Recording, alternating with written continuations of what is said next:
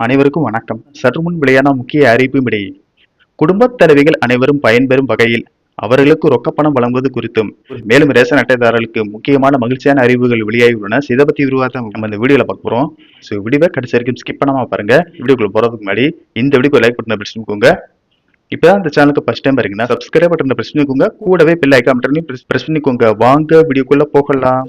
குடும்ப தலைவிகளின் பொருளாதார சுமையை குறைக்கும் வகையில் பிப்ரவரி, மார்ச் மற்றும் ஏப்ரல் ஆகிய 3 மாதங்களுக்கான உரிமை தொகை ரூபாய் 3000 மற்றும் கோடைகால சிறப்பு தொகையாக கூடுதலாக ரூபாய் 2000 என மொத்தம் ரூபாய் 5000 வழங்கப்பட்ட நிலையில் இத்திட்டத்தை மேலும் பரவலாக்கும் முயற்சியில் தமிழக அரசு ஈடுபட்டுள்ளது. தற்போது விடுபட்டுள்ள தகுதியுள்ள பெண்கள் மற்றும் புதிய விண்ணப்பதாரர்களை இத்திட்டத்தின் கீழ் கொண்டு வருவதற்கான வழிகாட்டுதல்கள் விரைவில் வெளியாகும் என்று கூறப்படுகிறது. இந்த நிலையில் அதற்கு போட்டியாக மத்திய பாஜக அரசு ஒரு பிரம்மாண்டமான நிதி திட்டத்தை தயார் செய்து வருவதாக தகவல்கள் வெளியாகியுள்ளன. தமிழக வாக்காளர்களின் கவனத்தை தன் பக்கம் ஈர்க்க பயனாளிகளின் வங்கிக் கணக்கில் நேரடியாக ரூபாய் 15000 வரை வரவு வைக்க டெல்லி மேலிடம் அதிரடி திட்டம் வகுத்து வருகிறது. மத்திய அரசின் கேஸ் மானியம், உரம் மானியம் மற்றும் பிரதமரின் கிசான் சம்மான் நிதி போன்ற பல்வேறு திட்டங்களின் கீழ் வழங்கப்படும் நிலுவைத் தொகைகளை ஒருங்கிணைத்து அவற்றை மொத்தமாக ரூபாய் 15000 பயனாளிகளுக்கு வழங்கப்பட உள்ளதாக கூறப்படுகிறது.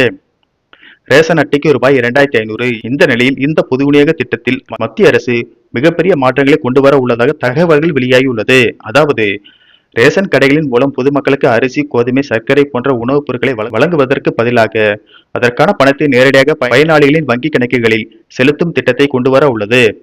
இந்த திட்டம் அமலுக்கு வரும் பட்சத்தில் இனி வரும் காலங்களில் பயனாளிகள் ரேஷன் கடைகளில் பொருட்கள் வாங்காமல் அதற்கு பதிலாக அரசு தரும் பணத்தை பெற்றுக்கொள்ள முடியும்.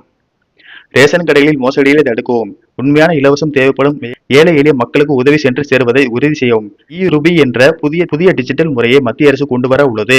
இந்த தொழில்நுட்பத்தின் மூலம் ஒவ்வொரு பயனாளிகளின் மொபைல் எண்ணிற்கும் ஒரு மாதத்திற்கு 1000 முதல் 2500 ரூபாய் வரை டிஜிட்டல் வவுச்சர் அல்லது டோக்கன்கள் வழங்கப்படும் என்றும் அதன் மதிப்பு ஒரு குடும்பத்தில் உள்ள உறுப்பினர்களை எண்ணிக்கையை பொறுத்து மாறுபடும் என்று கூறப்படுகிறது.